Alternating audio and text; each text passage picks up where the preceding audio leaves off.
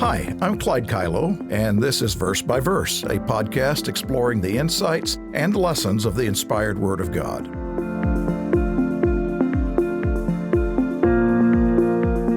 I'm recording this podcast in late 2023 when anti-Semitism is a hot topic due to the war between Israel and Hamas.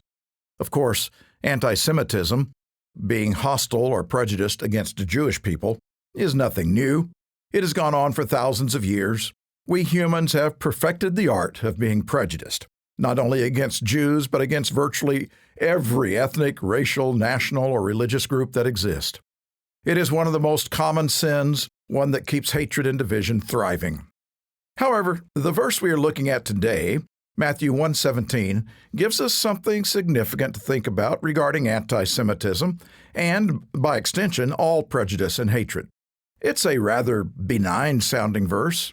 All it says is, "So all the generations from Abraham to David are 14 generations. From David until the captivity in Babylon are 14 generations. And from the captivity in Babylon until Christ are 14 generations." There are two genealogies for Jesus in the New Testament. Matthew's here traces his lineage as far back as Abraham, but Luke's goes all the way to Adam, who is listed as the Son of God. So what is the significance? Both make it clear that Jesus' ancestry was through Judah. And who was Judah? Well, he was one of the 12 sons of Jacob, whose name was later changed to Israel. After eventually becoming a nation, the descendants of these 12 sons formed what is called the 12 tribes of Israel. The Jews, so called because they descended from Judah, were only one of those tribes.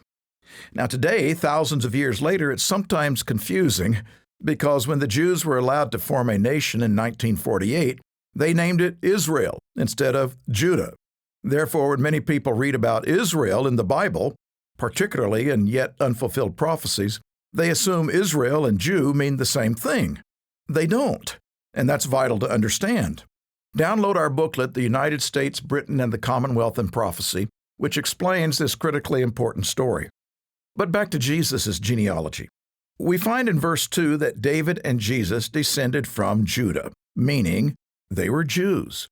So were Jesus' apostles, Peter, James, John, and the rest. So were the disciples, the original members of the church Jesus built, described in Acts 2 and subsequent chapters. They were all Jews. Now, Jesus being born a Jew was actually one of the oldest Old Testament messianic prophecies. In Jacob's last words to his sons, recorded in Genesis 49, he foretold that regarding Judah, "The scepter shall not depart from Judah, nor a lawgiver from between his feet, until Shiloh comes."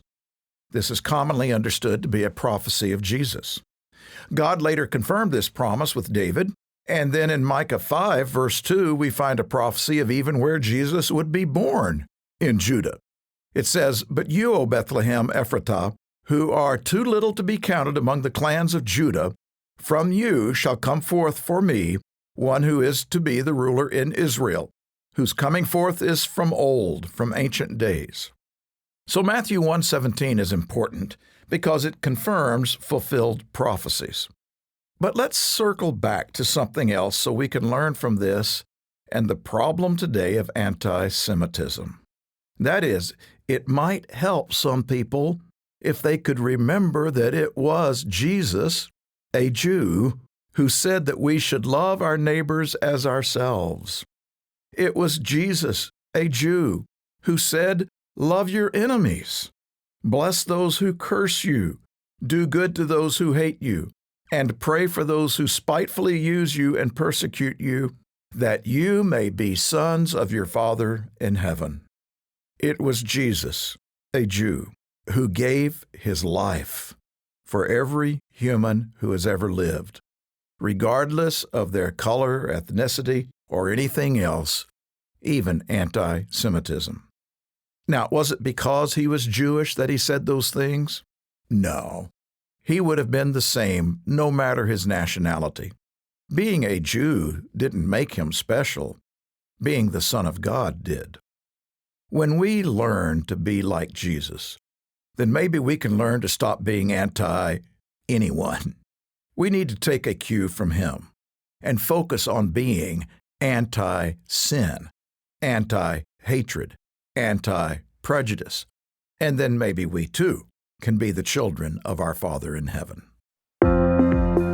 Verse by Verse is a companion podcast to the Daily Bible Verse blog, which you can find on the Life, Hope, and Truth Learning Center. Check out the show notes for more.